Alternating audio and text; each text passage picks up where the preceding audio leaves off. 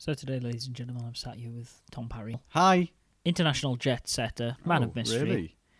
When did I gain that accolade? When you flew off to Prague and to Glasgow and to everywhere else you've been in the past month and a half. What have you learned on your travels? I've learned that I like playing Tetris and I like Persona 4. Interesting. It's Tom Matt Attack.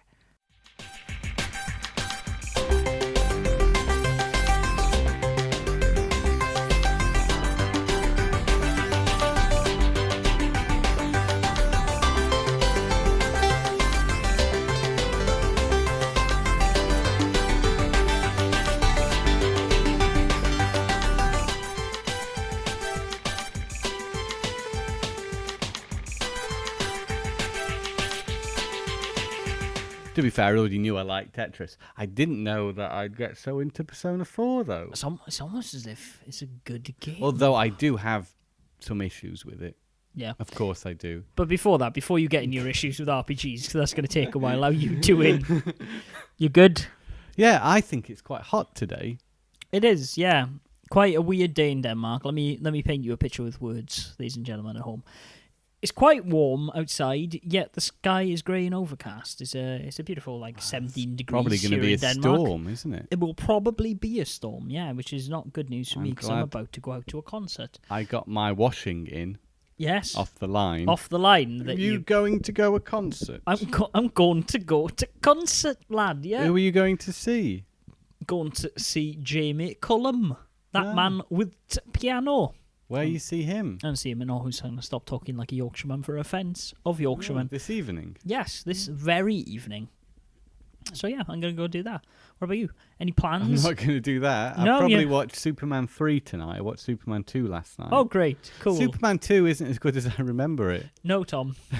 There's a reason the Superman 3 is the travesty it is because Superman 2 wasn't that great either. But I think its troubled production has got something to do with it. Yes, it does. But this is not Tom and Matt talking about movies. No. This is not that podcast.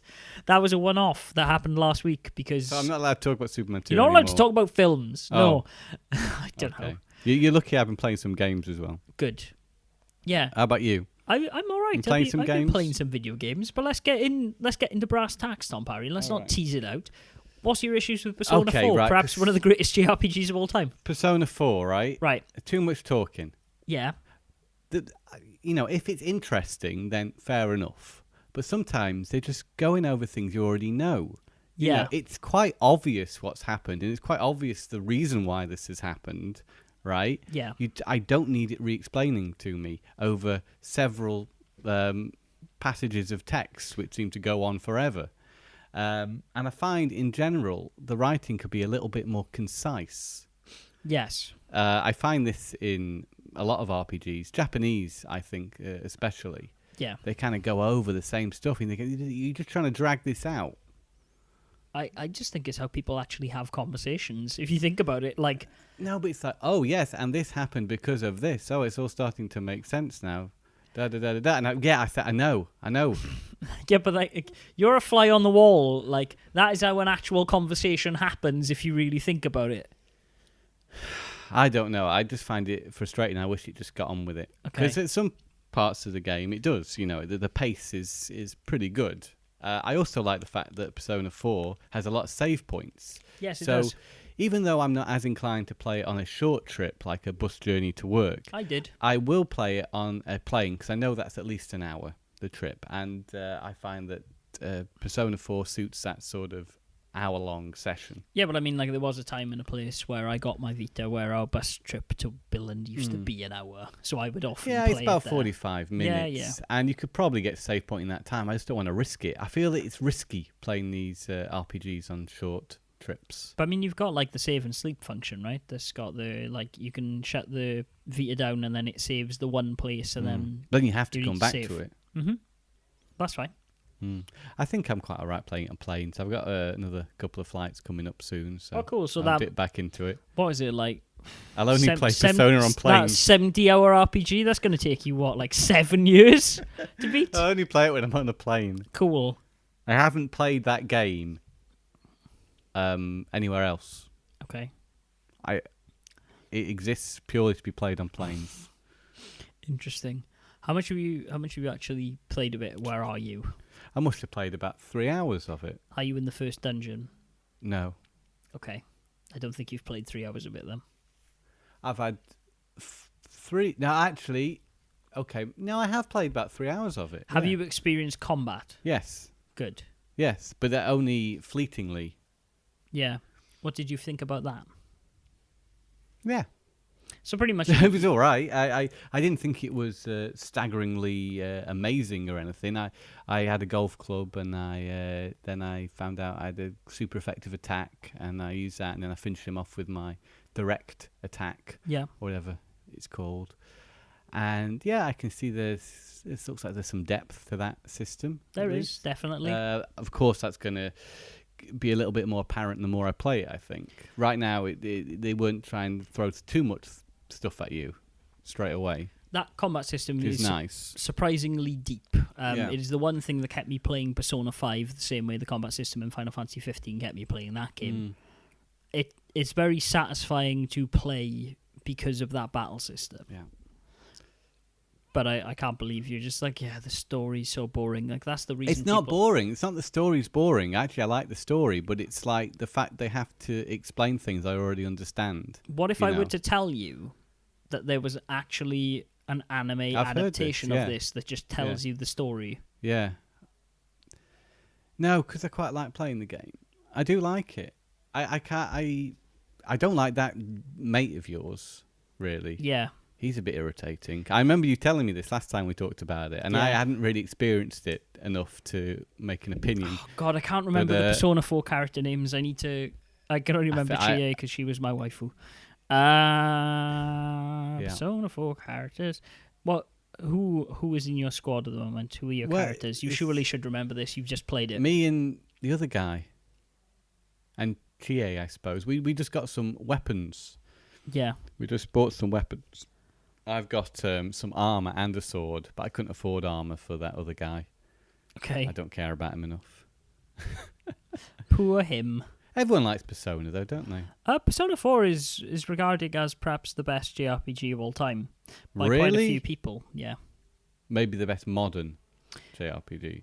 In the last few years. Some people I have heard say that they actually prefer Persona 4 to things like Final Fantasy. Those people are wrong, but, it doesn't stop people having that opinion. Okay. Hey, how about this, Matt? You won't believe this. I've played another RPG. Oh, fuck, what's wrong with you? Are you Tom Parry? I can't believe this, right? Believe it. I picked up Xenoblade Chronicles X. Okay. While I was in Glasgow. Yeah. For £15. That's not a bad price. That's what I thought. Yeah. And I was chatting to the guy, and he says, he was saying, oh yes, I remember there was other RPGs that came out on the Wii, like Last Story he was saying, and Xenoblade Chronicles, the original, and Pandora's Tower. He says, I bought all of them. And I said, and then I got to send off for something. I got like this case to put them in. I got these medals and such. And you can only get them if you purchased all 3 and then send. That's interesting. I didn't know that was a thing because I did Nintendo. that.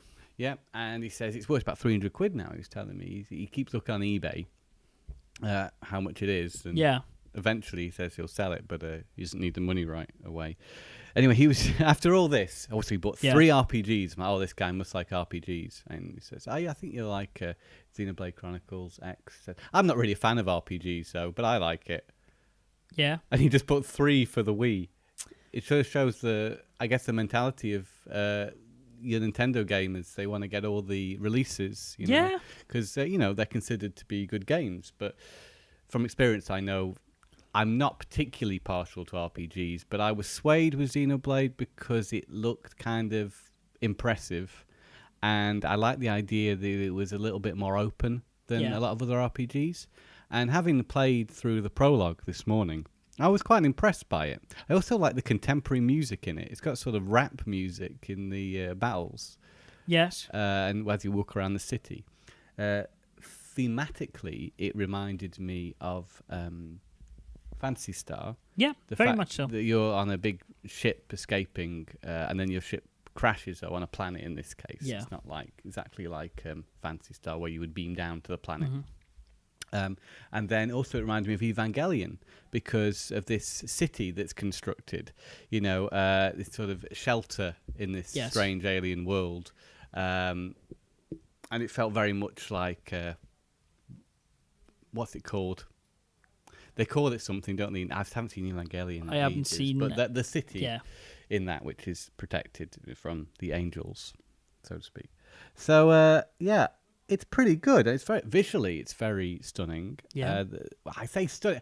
What's stunning about the visuals is it's big and it doesn't feel like anything's off limits. Sort of like Zelda, I suppose. Yes, it is. It's incredibly open. Mm-hmm.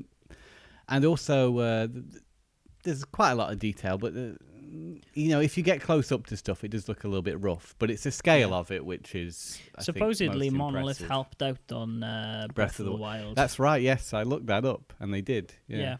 They've helped Nintendo with a few things in recent years. Since Nintendo purchased them, they bought all the shares from Namco Bandai, I think. So now they're a subsidiary of Nintendo. Yeah, which makes perfect sense. I mean, they're very talented people. They always have been. I mean, the studio's heritage goes back to Xenogears on the PlayStation.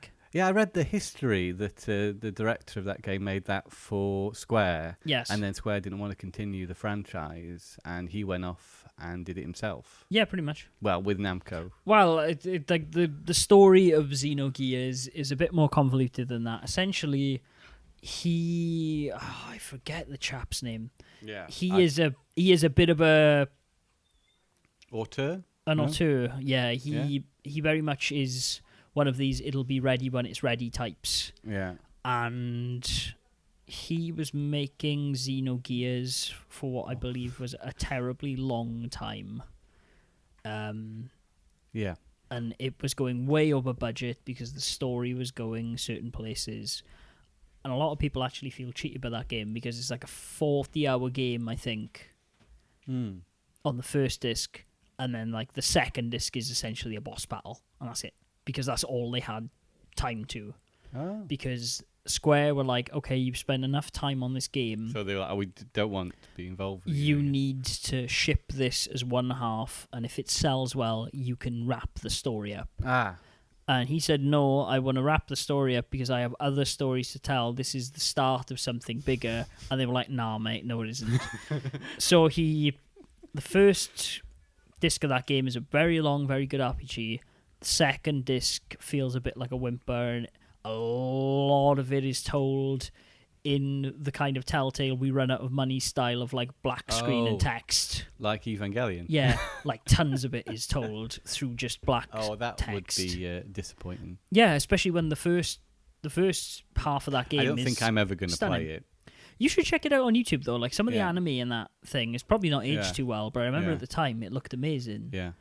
And I played that game, and it's very long. It was one of the first things I signed up for an American PlayStation account to download, and now I have a physical copy of it because it came up for sale.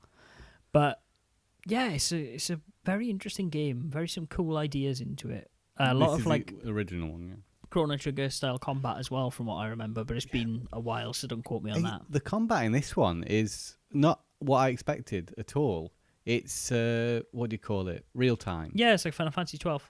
Yeah, so there's an enemy appears, and then you can choose an attack, and then it just automatically does the attack until you change the attack. Yeah. Which I found odd, because you're never firing a gun. You just selected it once, and then you were constantly firing the gun, and you could move around the enemy. And then you could, on the fly, change to different weapons. Yeah. It seemed to be, once I shot it a bit, I was told to finish it off with some close-range attacks, so then I was... Fisticuffs. But I didn't really feel like I was impacting on it particularly. Do you know what I mean? Yeah. It felt very much like I was just my weapons were just moving through the enemy, and I didn't really feel like I didn't even know if I was hitting it, but because I had other character helping me out. Yeah. So I didn't know whether they were doing all the work or I was doing the work. Okay. I think I did something. Yeah, you must have. And it's interesting how you don't have to necessarily attack the enemies. I like how it's treated, that they are just beasts, wild beasts, and they're not out to kill you or anything like that. But if you bother them, they'll charge at you and they'll attack you. I guess it's similar with a lot of RPGs. All the monsters you encounter aren't necessarily slaves of some sort of evil villain. No, they're just enemies. Creatures that live in the world, and it's very much like that. And there's a lot of emphasis on we're going to try and live together with these creatures. You know, we don't really want to attack them. You've got to learn to avoid them if possible, 'cause especially some of the big ones. There's some creatures that are more violent than other ones. Some are just like wildebeests, kind of, like, or big pigs, actually, probably. Yeah, visually very nice. I like the design as well. I like the design of the creatures. The character design also is quite nice. It's a little bit different. I've always really liked the character design. Like I said, Xenogears has a very we are making an anime-inspired sci-fi story, and like they are chop and cut and paste from like Final Fantasy game archetypes. Xenosaga is very much that same kind of art style. It's very very rounded, like PlayStation 2 Japanese styles, character models, but also very like jaggy sci-fi. And then that carries across into Xenoblade Chronicles, and then into Chronicles X. Chronicles X, yeah. Yeah, I like the fact that you can actually make your character at the beginning as well, and put the little details on, like a scar, and there are several different things you could do with the character to make them look unique. Yeah. Only in their face and stuff. You couldn't change what they were wearing. I guess as you play the game, you get armors and things. Yeah, I think so. So it's a good first impression. It's an incredibly long game, though, from what I hear. It is, I've heard. And I imagine a lot of it is walking around, because it takes quite a while to get from one place to the other, because the world's so big. But I think you get giant robots at some stage that you can pilot. Seems that way, yeah. You do get this. All right, let's look on how long to beat, how long this is, because I remember it being somewhere upwards of like 80-odd hours, which is why I never started it. Okay, 70. Oh, you have it, though? I have it, yeah. I bought the collector's edition. I bought it the day it came out, because I was super excited for it. Yeah. But it was just a very long RPG after I'd beaten The Witcher. And I was like, I don't know if I think it starts pretty strong. As I say, those Phantasy Star vibes are there. And you also like Phantasy Star. I do. Online, I love Phantasy Star Online. So that immediately hooked me, because I haven't played many of these sci-fi RPGs, I guess. There aren't too many of them, actually. I mean... There's Star Ocean, I suppose. Star Ocean has Rogue Galaxy. Bits of it, but like... Rogue Galaxy, from what I remember, is kind of like Skies of Arcadia set in space, so you space pirates, so everyone looks like spacey. I think there's like Lost Space is, I think, one from Sega that kind of has similar visual aesthetics. Made me also think of Gunbuster, some of the enemy spaceships I'm as well. I'm not familiar with Gunbuster. It's classic sci-fi anime from the guy who did Evangelion. Oh, okay. No, I don't know that one. I'll have to check that out. Yeah. So yes, a thumbs up, but will I really spend a lot of time with it? Oh, it's me. Who knows? Yeah, exactly. But I don't only play it on planes. No, that's good. I've still got Breath of the Wild to play. How much of that have you played? Oh, a few hours. Yeah, exactly. Yeah. I would say Breath of the Wild is probably worth... Oh, of course. I know, definitely. I know that was one that was like, wow. Yeah. Whereas Xenoblade, yes. Yeah. It was also quite impressive, but it's not on the same level. Well, I mean, like, to be honest with you, I question a lot of the 8s and 9s and 10s that game's got in reviews now in wake of Breath of the Wild. Other than the fact it being quite visually arresting and rather large in scale, it doesn't seem to be, in terms of storyline or gameplay, too different from other RPGs I've played. And that's kind of... with real-time battling. Yeah. And that's why I kind of was like, okay, I'll play this eventually, but who knows? I've played it for just over an hour, probably, so I can't make any judgment on it yet, other than my first impressions. £15, I wouldn't have bought it any more than that. Yeah. Thought that was a good enough price for me to just try it out, at least. I need to go back and beat that other JRPG that I can't remember the name of. That I really liked on the Wii U. The only other one, FE. Oh, yeah, Tokyo Mirage Sessions. Tokyo Mirage Sessions, that's the boy. That's quite a good write-up as well. I mean, it's a pretty good game. It's pretty much a Persona game on the Wii U. Like Persona, is it? It's that's what it is. It's Shin Megami Tensei Cross Fire Emblem. Oh. So Shin Megami Tensei with some characters from Fire Emblem in it. It's good. It's worth picking up if you see it cheap. Yeah, I feel like I've got a fairly complete Wii U collection in terms of what I'm interested in, at least. I need Super Mario 3D World and I need Donkey Kong Tropical Freeze. Yeah. Then I think I have everything I want. They're good games to have. I did pick up Tekken last week, actually, though. Oh, yeah. I was in a flea market and I saw it for 40 krona, so I said I'll have some of that. Yeah, sure. It's a good version. Some may say the best version of Tekken Tag Tournament 2. Still sealed as well, so I was like, I can't say fairer than that for a brand new copy of Tekken Tag. That's good. That's good. I want Tank, and I want Wii Sports Club. Yeah, fair enough. And that's it, I think. Oh, actually, I need the Kirby game as well. Oh, yes. I don't have that. Which one? No, is there just one? There is just one, yeah. It's the Rainbow... Yeah, the sequel to Paintbrush. Yeah, Kirby's I can't remember Paintbrush. the bloody name of it. Oh, God, Tom, it's all going wrong. Speaking of Kirby, yeah, I picked up a Kirby game along with Castlevania for the DS. Yeah. Which Castlevania is it? Order of Ecclesiastes. That's the one. Yeah. And I'm just having a quick go on it there. I haven't really played any of the more Metroid-type Castlevania games. Which is interesting, because that's it's what a lot of people...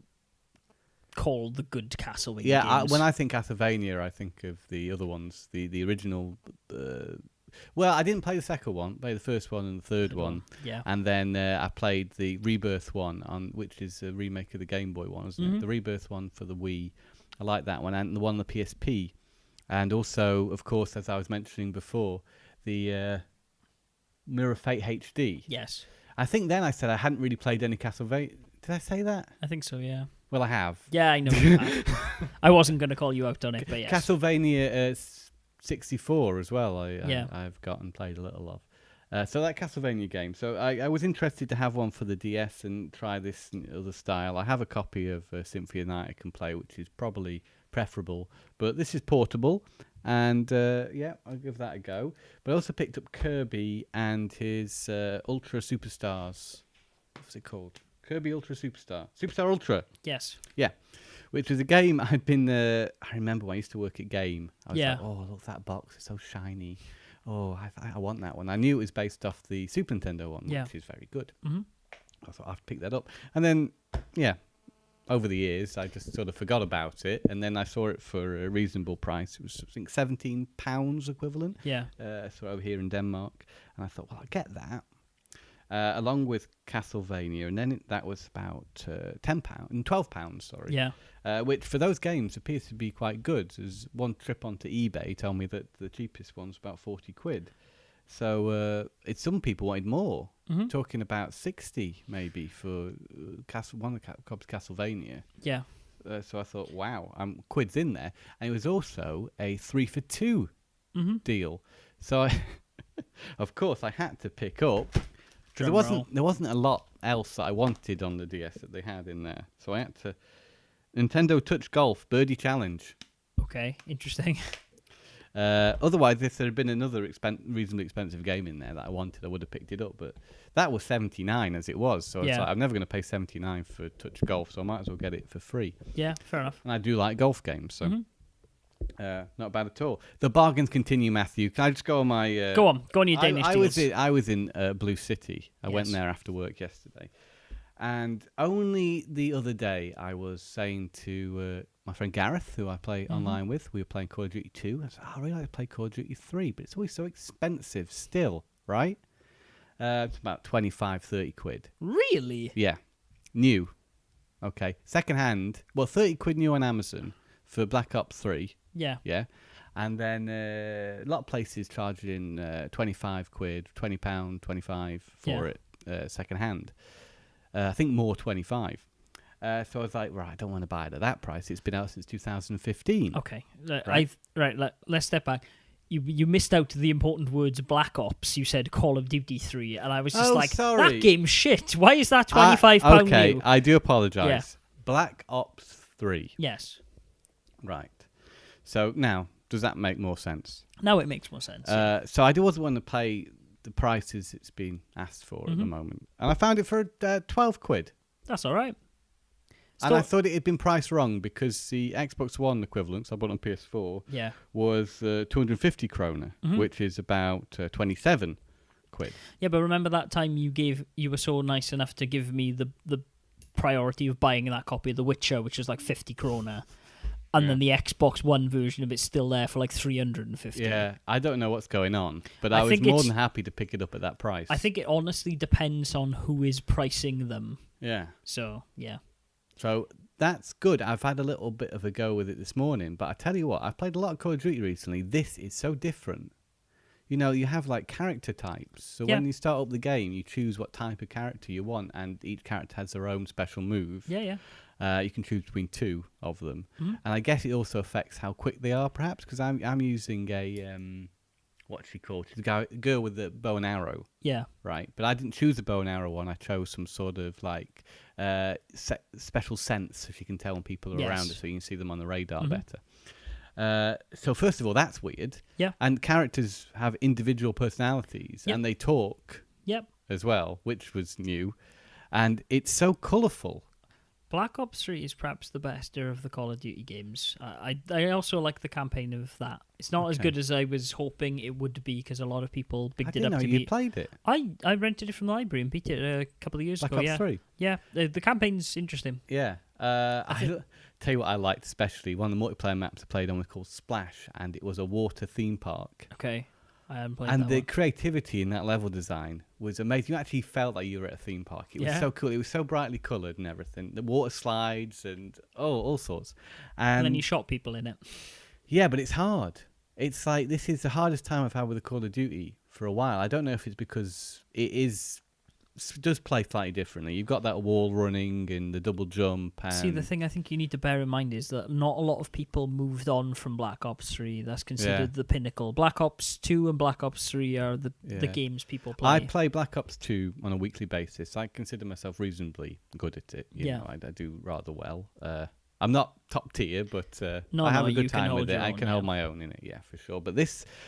initially I thought, well, it's gonna be like Black Ops 2, isn't it? It feels so different in both presentation and the gameplay isn't too different, of course not, but it's different enough to be a bit challenging, I think. And as you say, maybe this is the one where all the pros are playing. This is the thing. No one plays the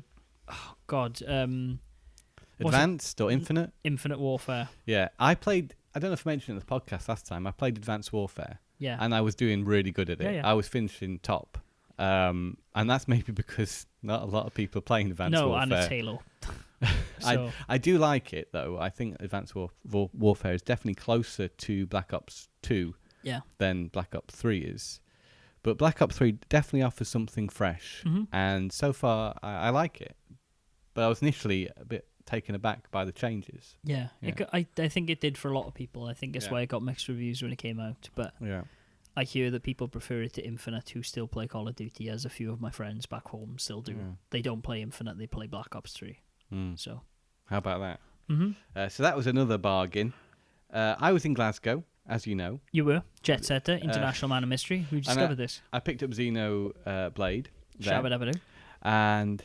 that's pretty good. I talked about that a bit already. I also picked up Super Soccer box for 10 quid for the Super Nintendo. In CX or? No, that was in an independent game store, which I forget the name of, in Glasgow. Okay. It's on Union Street, and it is very near to Game and CX. Yeah. And they were really nice in there, very friendly. And they had a good selection of stuff. I also bought a US copy of WrestleMania 19, I think, for the GameCube. Yeah. Which was a $5. I consider that to be pretty good. PlayStation game NHL Rock the Rink was $5. That's sort of like an extreme version of hockey, set in the future or something like that, which I thought looked like it could be fun. I think that was all I picked up from there. Yeah, and I checked out CX and I picked up the Saint Seiya game for the PS4. Was it called GeForce Games? Yeah, it is. Yeah. There we go. I'd recommend popping in there if you're in Glasgow. It was pretty cool. I picked also from CX. I picked up F1 2015 for 12 quid. Yeah. I picked up Meteo's Disney edition for the DS, which was 3 quid. Yeah. Which I'd actually say is the better one to go for because visually it's more interesting than the original. Yeah. It's got really nice artwork in it. And Meteors is a good game, though. Yeah, it's a great game, and the Disney layer to it actually is really nice. Nice presentation. Tetris Worlds for £1. Wow. Which I was 5 minutes late here because I lost track of time playing Tetris again. And even though I have Tetris Worlds on the GameCube, I think this version's menus presentation are slightly different, at least. It's got more of the Roger Dean artwork, which I didn't realise that Roger Dean drew the original Tetris logo. I did not know that either. Yeah, Roger Dean of the Yes album covers, of course. That's weird. I did not know that. That's really interesting. And they used some of his more Planetscape artwork on the packaging for Tetris Worlds for PS2, whereas they don't use it on the other versions for Xbox and GameCube. Yeah. They use it on the Game Boy Advance version. I picked up Twisted Metal for the PS3 for £4. I have Tetris Worlds on the Game Boy Advance. Yeah? Yeah. Which I have a quick go on. It's got like a story mode. Okay. Where it's like it covers each character. It starts with Sweet Tooth the Clown and the story from his past where he was off murdering a family and this young girl he wanted to kill escaped. Okay. So now he wants to enter this tournament so he can get this wish granted so he can kill this girl. That is the thing of all Twisted Metals is they have this story of like they enter the tournament so they can get a wish. Yeah. Yeah. And his wish is to murder this child, which he missed out on murdering before. Okay, which is all pretty horrible, to be honest. And it's got a live action bit, so it's like live action stills. Yeah. It's a bit morbid, to be honest. Yeah. The actual story mode, but I guess if you're into that kind of thing. Which Twisted Metal is this? This is Twisted Metal for the PS3. It's just called Twisted Metal. Okay. The gameplay seems to be good, though. I think it graphically really nice and I remember it being very announced, intense, and I remember it looking quite cool. Yeah. It's very fast. It's faster paced than Black. Yeah. Twisted Metal Black. It kind of ramps things up, so it is fun to play. I think that's it now. Okay. Oh, sorry, Need for Speed The Run I picked up from Blue City yesterday. Yeah. Which I'm going to have to say is rather good. Visually, it's astounding. Yeah. And I love the idea that there's a constant progression to the game. It's like levels, you have to go from, I think, San Francisco to New York. Okay. I think that's right. I'm not sure. So, you start off in like 250th place, and then the idea is you get up to obviously first. But by certain milestones, like Las Vegas, you've got to be at place 150, for example. So essentially, your progression is gated behind where you are in this ranking. Okay. Yeah, it's got a story as well. And at the beginning, you do quick time events. You meet the character who's going to be crushed inside a a scrapyard, and there's the car crushers, and you're going to be crushed now, and you have to tap a button to get out. And then you meet this woman character who says she can help you out and get you out of your court case or something if you enter this racing Need for Speed The Run is kind of like the basis of a lot of people not really liking that Need for Speed they showed at this last E3. But it's not heavy on story, though. Is that initial thing? And since then, there's not been another real cutscene. It's been races and time attacks. And such. Because that's the one criticism I heard of that game, and that's why I was very interested to hear your thoughts on it. I'm expecting more cutscenes, but I have not encountered any more after about an hour of gameplay. I hear it becomes very quick time heavy at one point, more so than racing. Yeah. Okay. Because the racing is solid, and the visuals are great. As you go through Yosemite National Park. Yeah. It's beautiful. It really is one of the best looking races that I've played on PS3. Yeah, because the backgrounds are so cool. So that was only $3.50, and I think it's well worth playing, especially at that price if you like racing games, as I do. But I've chatted enough. I just had to get through that entire list there. Yeah, and you have an Xbox. Oh yes, thank you for that, Matt. Put me up an Xbox. I did. A charity shop. I found one in a charity shop because mine broke recently. And yes, I do have a backup Xbox, but it's not black. It's not black.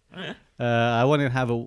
Actually, I tell you what, my crystal one doesn't work, but my green one does. Yeah, you have a green one. That's the one that works. Oh, okay. My transparent green one works. Isn't that a Halo edition?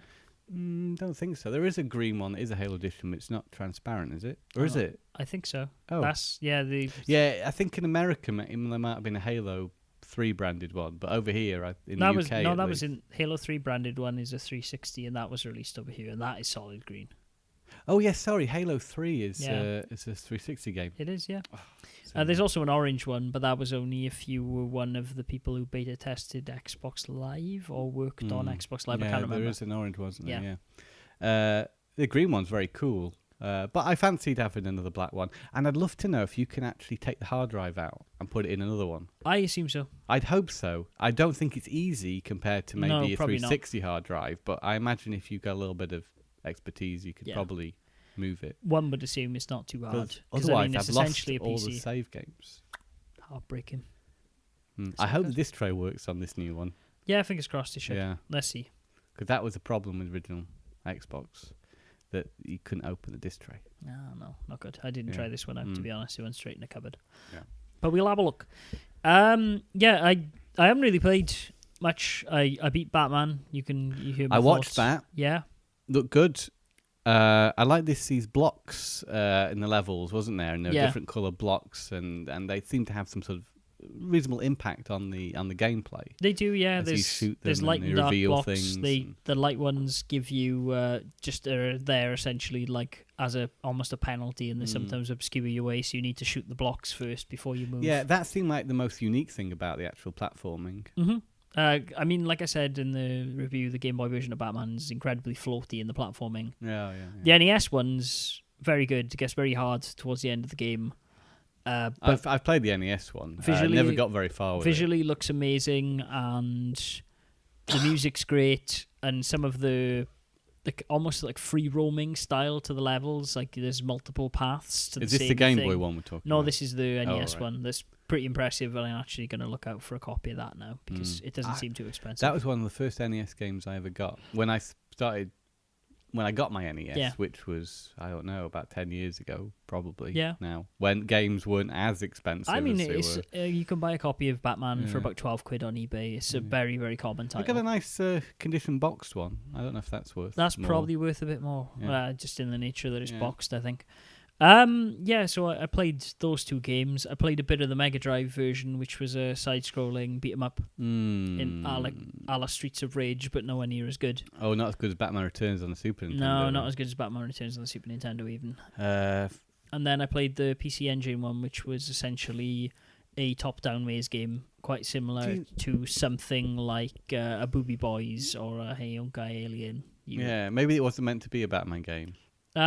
Or was it? No, I just think they were literally abusing the fact they still had the Batman license and their NES title was still selling, which is why it's so common, because they kept it in print a long time. That maybe Batman the Spectrum of the Commodore 64 is quite unique and quite good. I hear the Spectrum one's pretty good, Spectrum but this was purely on the Sunsoft ones, the Sunsoft developed ones. Oh, right.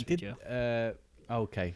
Because there's one on the Amiga that's quite unique. Ocean made the Spectrum and the Commodore ones, I think. I remember playing the Amiga one. Yeah. Back at the other place, back in the day. But other than that, I played some Yakuza. I beat Yakuza 3. That is done and dusted as of last night. And the year of Yakuza rolls on. That you preferred too. I do, yeah. Because I read that. I did. Twitter. I put it on a tweet. Yeah. Because we are in an age of information, Tom. So if you follow Matt Boyle on Twitter, you may already know that he doesn't think Yakuza 3 is as good as Yakuza 2. But we all want to know why. Right. So, Yakuza 3,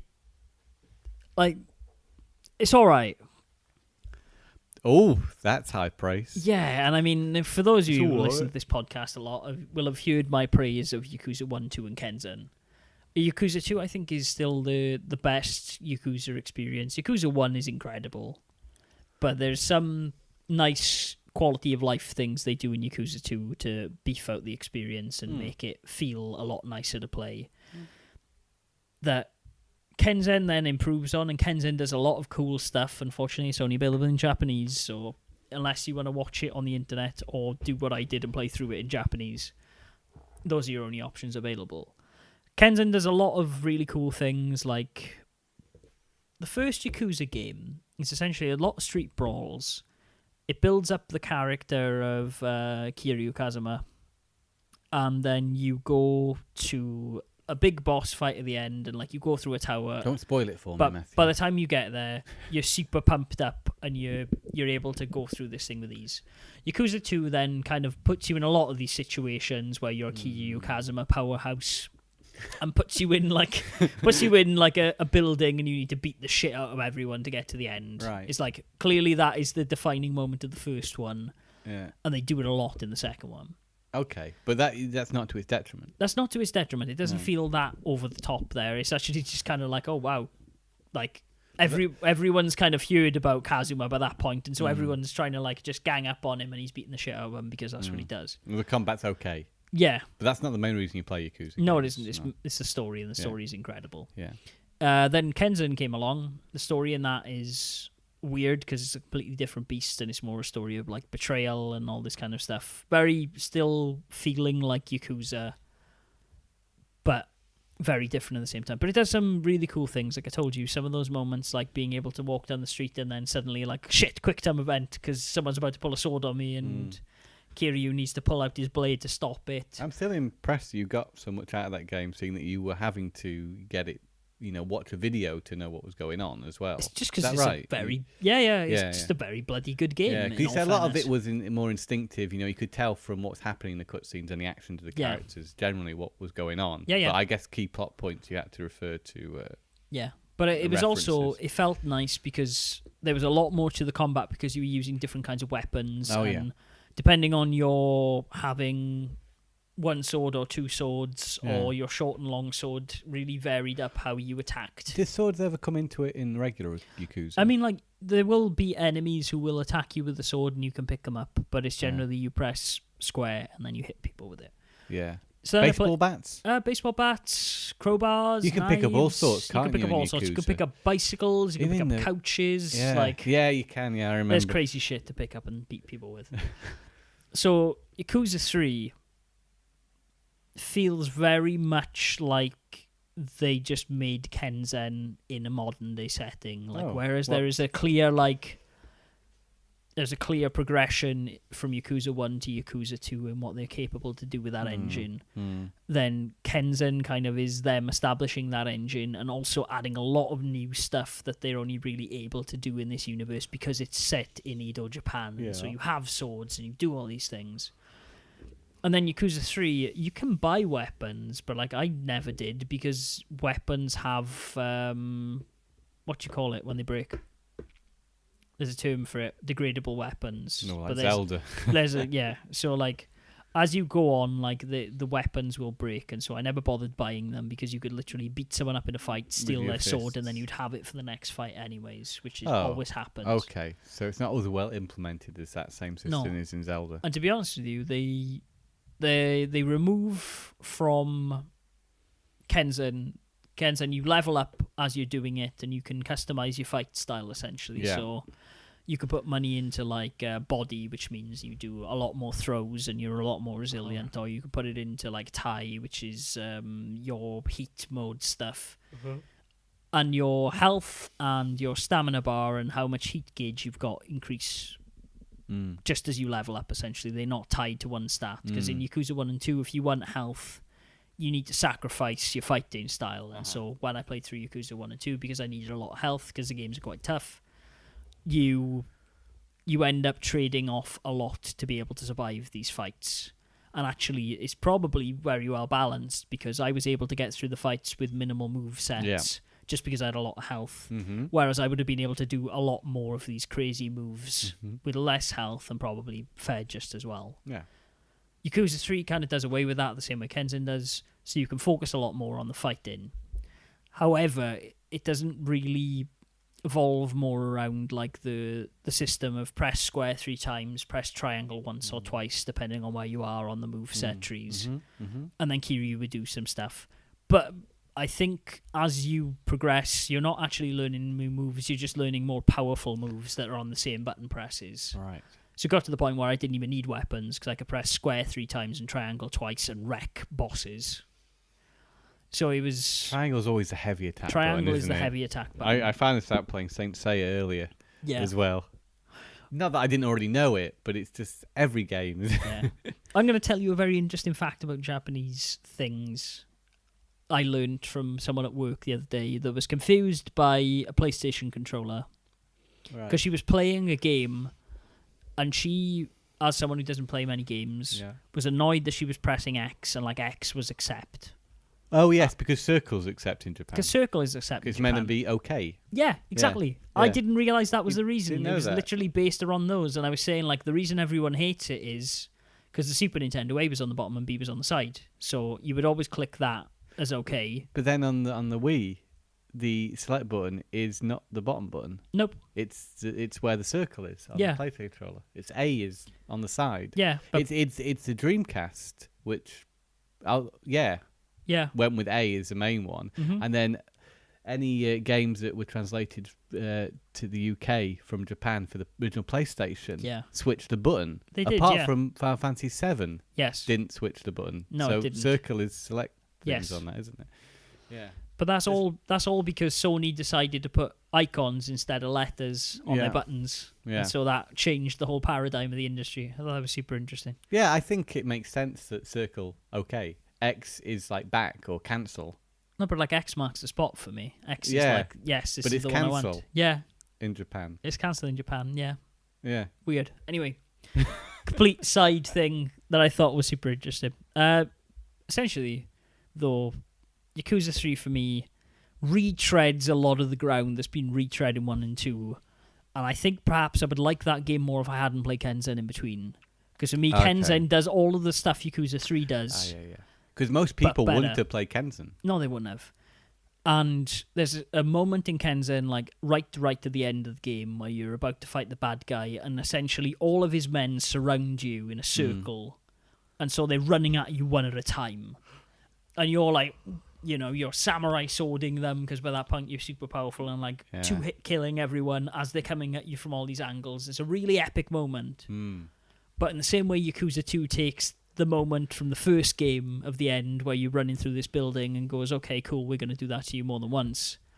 Yakuza 3 does the circle thing all the time. Yeah. And it doesn't feel anywhere near as epic as it does. Yeah, because it's overused. It's overused, but it also has no purpose. Like in Kenzen, it's like oh shit, you've fought all these people.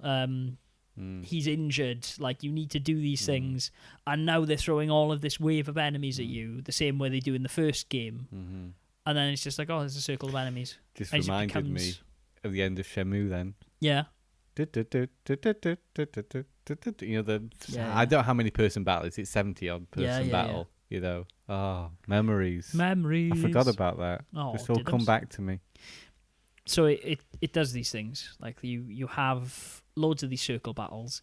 It also does a lot of the things I didn't really like about 2, like the one or two like bad things about 2.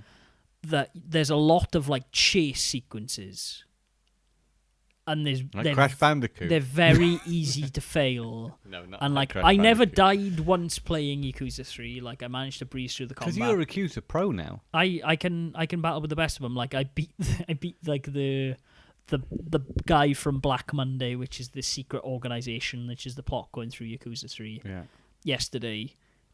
I didn't take a hit because I was just like, I know the engine so well that I know which point in a character getting up that I can hit them now.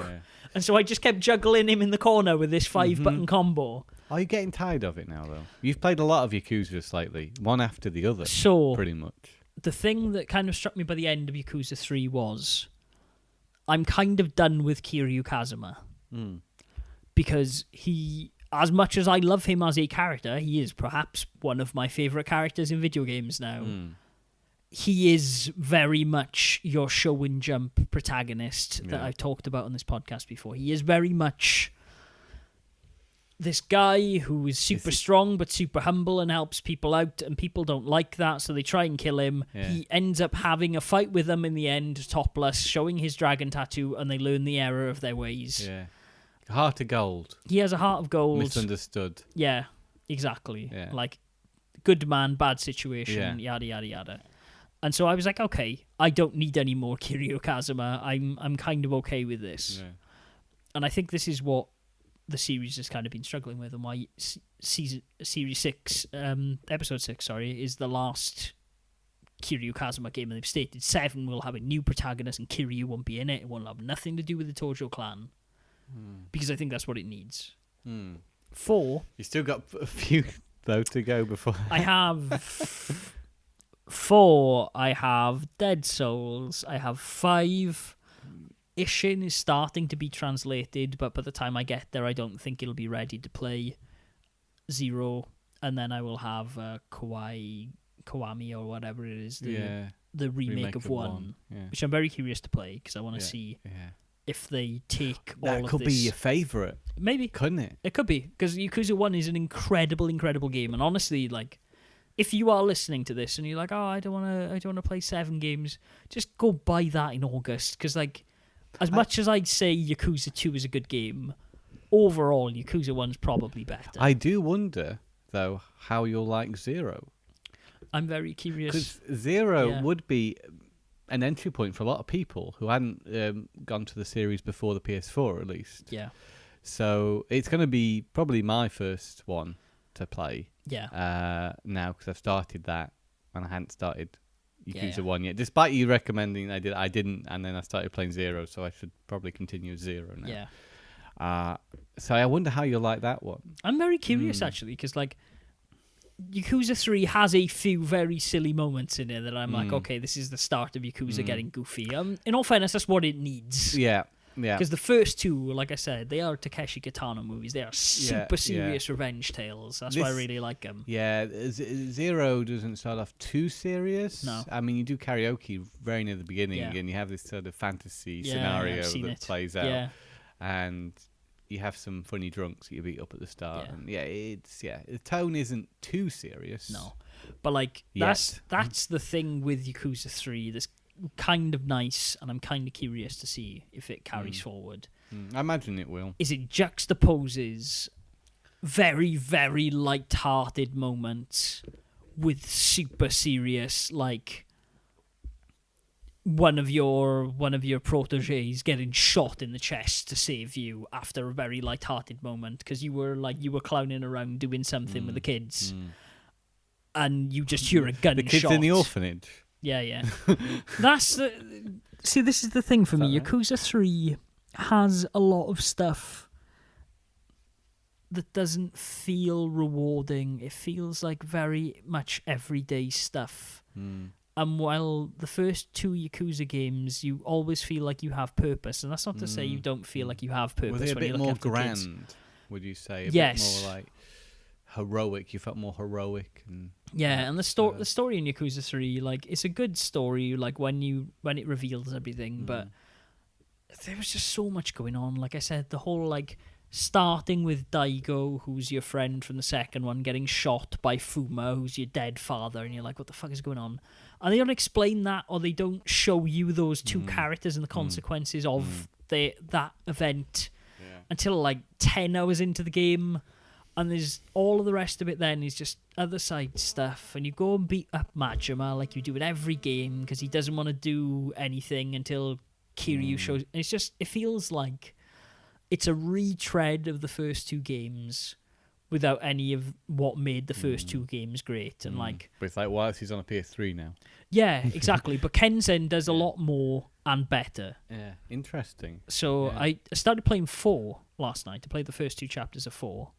Oh, and I have to say, so far, I'm preferring 4. It is the one with multiple protagonists. It is. Right? For the first time ever, you do not start the game as Kiryu Kazuma. Yeah. He is in the game. I realise I'm saying his name as you write it. It's actually Kazuma Kiryu, but Japanese people say their names backwards. It's all right. So you start the game, and instead of, you just going into it and going, we're Kazuma, what's Kazuma doing now? There are multiple protagonists, and it's actually kind of interesting because you start off as a guy called Akiyama, and he is a loan shark. But he's not like your traditional loan shark. He's kind of a loan shark with a heart of gold, and he lends people money without, like, credit or whatever. And he must have a lot of money. He seems to, yeah. He said, like, but apparently he always gets his debts. He always gets it back. And apparently after he's lent people money, they never lend money for him again. And, like, the Yakuza guy says it in a really serious way, as if, like, he kills them because they can't afford to pay it back. But it doesn't seem to be that way. He seems like a very good-hearted guy. Maybe you haven't seen his dark side yet. No, but there's one flashback very early on at the end of the first chapter. You're like, okay, cool. I kind of understand why this character is this way. I guess he's got to be likable if he's a protagonist. Yeah. They up the combat system a lot. He is very fast. He is very different from Kazuma. Perfect. His kick is equivalent from if you say that Kazuma is Ryu, he's got a very strong low kick. This guy's more like Fei Long. He just has rapid kicks and stuff and rapid punches, and he feels super fast. But it feels really nice because I'm like, oh shit, I'm literally like, when you dodged in Yakuza, you did that quick shift. Yeah. But when he does it and you quick shift behind someone and lay 3 punches into him and quick shift and lay 3 kicks into the front of him and stuff, it feels super nice. I don't know how the story's going to go. I'm also kind of a bit sad that... Bless you. Yeah. I'm also kind of a bit sad that Kazuma's in it.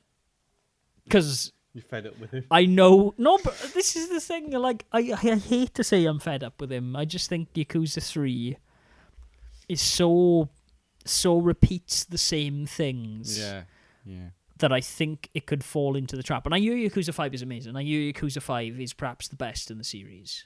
Have you got that hard drive space? I bought a new hard drive, installed that new hard drive. That is in there ready. Or? It is in there, downloaded. Yeah. It took me 7 days to download it, but it's there. Big download. How big is it? It was 40 gig or something like that. Yeah. PS4 standard downloads. Yeah, my hard, it took a long time. My internet isn't the best in this apartment either. So yeah, I played that. I'm like, okay, this is super interesting. But I'm also kind of... I don't know how the story's going to play out because it seems like the story is made up of 4 chapters for each of the 4 characters.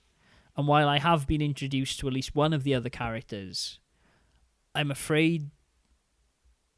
Or I actually kind of would have... I'm not sure if I would have preferred that they would have kept them as small vignettes of stories of different characters and then perhaps they pay off in the end. Because it seems to me once you've appeared the 4 chapters of one character, it transitions into another character and it all connects to form a bigger story. Is that like GTA 5? Because that also does the same thing, doesn't it? You play through several different characters and then they kind of become intertwined somehow. Yes, and that seems to be the thing. And this all, I think, is Kazuma's going to be the link of it all, probably. Because it's you were a guy and he clearly, at the moment, he knows how the Yakuza works and it's perhaps hinted that he was a Yakuza, but now he's not a Yakuza. And there's loads of silly stuff there, and the characters he interacts with are characters he would never see Kazuma Kiryu interact with. I wonder if...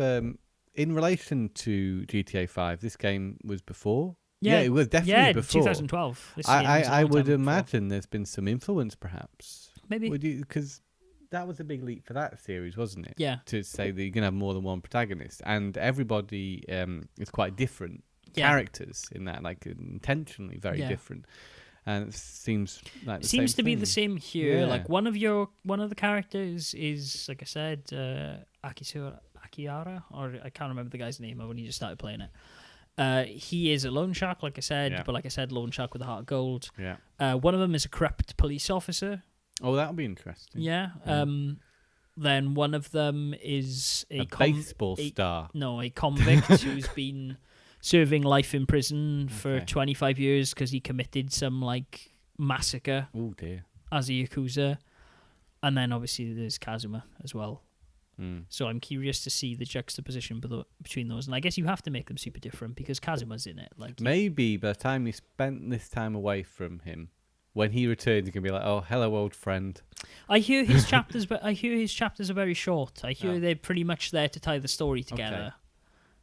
Okay. I'm kind of curious to see how that works, but maybe this will be the nice palate cleanser before Yakuza 5, but I got to play Dead Souls in between there and then. So with Dead Souls, is it a very different sort of game, or is it... I think it's set in the same world. I think it's more about guns and killing zombies, though. So maybe yes, that's what. We'll see. I get from it. But... I hear it's not very good either. No. I fear it is perhaps the least regarded of all of them. Yeah, it's a spin-off. It is, but Kenzen and Ishen are both very well regarded. And like I said to you, Kenzen for me, but it's a different type of game. It's a spin-off, but it's not the same sort of game. I think it is though, right? I think it's just, like the same way Kenzen has swords, I think Dead Souls has guns. How come Dead Souls are so much more readily available and affordable?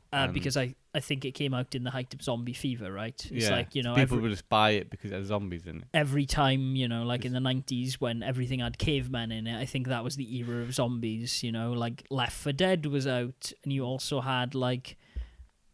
It's still happening. Everything else, Call of Duty zombies. Right, yeah. It's World of War came out with Call of Duty zombies. There was Red Dead, Undead Nightmare. There were a few movies in the cinema. Undead Nightmare, you forgot about that. That's perhaps the best zombie game. That's really good. What was I thinking about then? Yeah, I heard that World War II is going to have zombies as well. Yeah, of course it is. Which seems a bit tonally off for me. Well, I mean, no, not really, because that's where it started with World of War, wasn't it? It was Nazi zombies. Oh, yeah. Yeah, it's just back to the same. Yeah.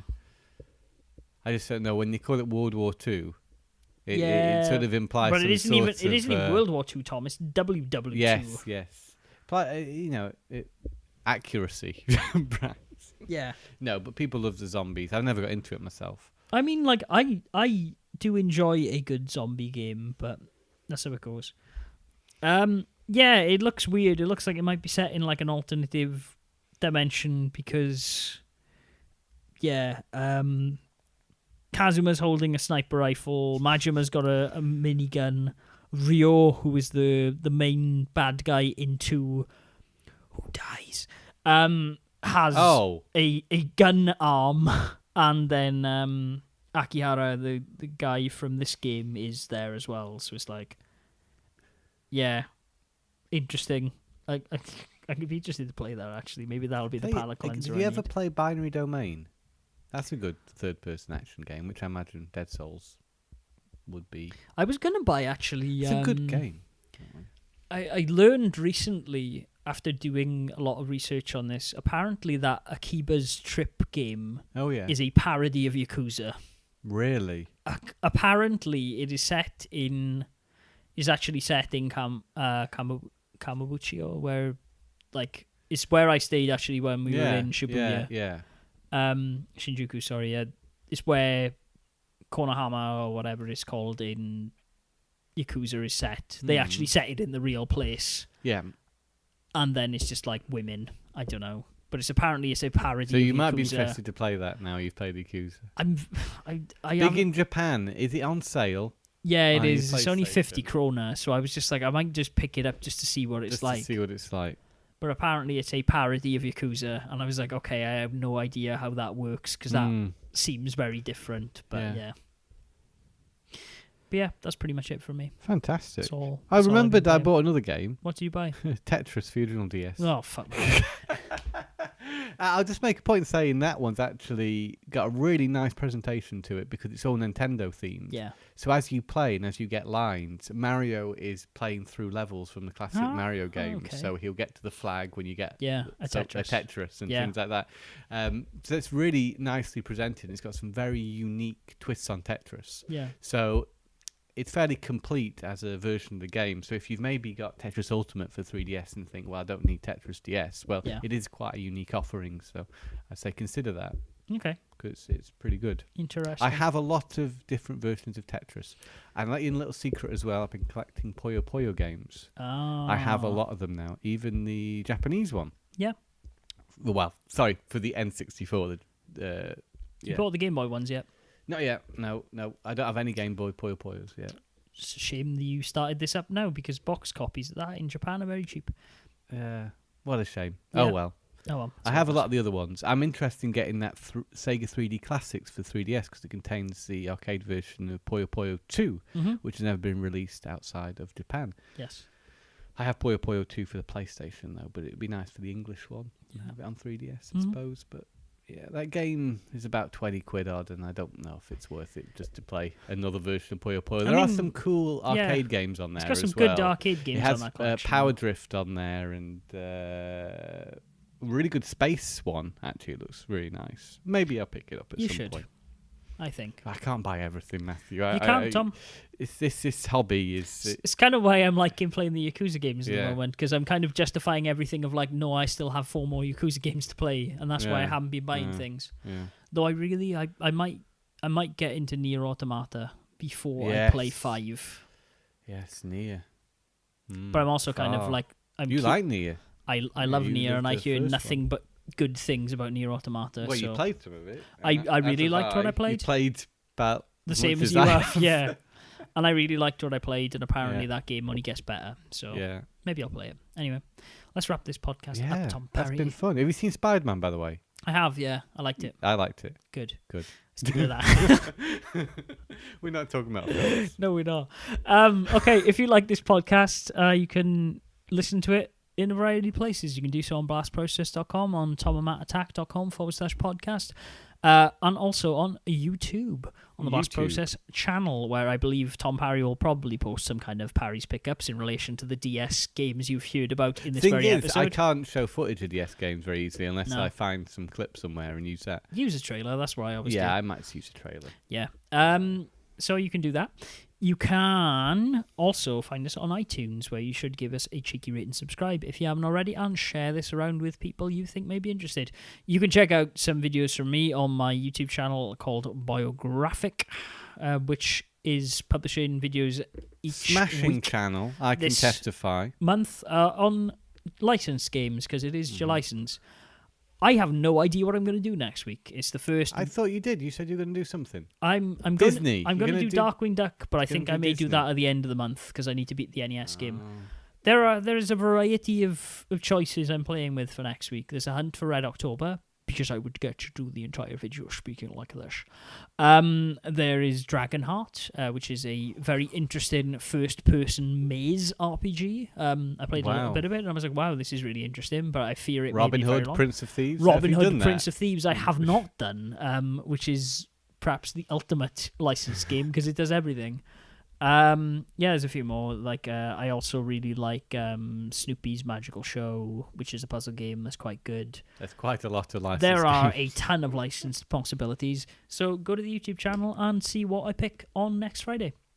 Okay. Other than that, you can find me on Twitter at GameBoyle. You can find us on Twitter at TMAcast. You can find Tom on Twitter at TomParry11. Yeah. If you've liked this show, if you liked us talking about video games, if you'd like us talking about movies, though, last week, let us know, and maybe we'll do something there as well. Please do let us know. Yeah, I don't think we've had any comments on iTunes for a while now. I don't think so. If you haven't already commented there, please go ahead and leave something we know what you think. Let us know. And admittedly, we don't know that for sure, because I went on there the other day. The iTunes store is divided, though. You couldn't see comments in Denmark if you live in the UK. Yeah, it's gone really weird, so it's really hard to see. That. I just saw some really nice comments. Thanks for them. We had a good rating on there. But maybe we haven't seen them all. No, this is the thing. It used to show everything, and now it does it per market, which is a bit of a shame. Which is why, podcasts I listen to sometimes have 12 ratings, and I know that those podcasts are actually top of the iTunes store in most countries. Yeah. So there we go. And okay, what country we're bigger in? Big in Japan, obviously, Tom. Big in Japan. Anyways, cool. Until next week, folks, it is time to say those immortal words. What are they, Tom? On game. Yes!